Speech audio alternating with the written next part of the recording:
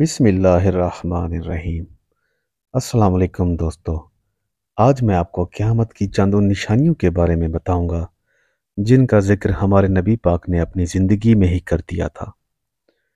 دوستو، پہلی بڑی نشانی یہ ہے کہ سورج مغرب سے طلوع ہوگا۔ دوسری بڑی نشانی یہ ہے کہ جانور بات کرنے لگیں گے۔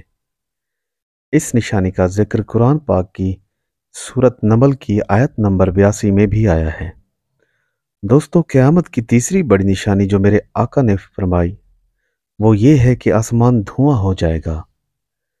چوتھی نشانی یہ ہے کہ زمین دھسا دی جائے گی، اور پانچویں نشانی کے مطابق یاجوج ماجوج کھول دیے جائیں گے۔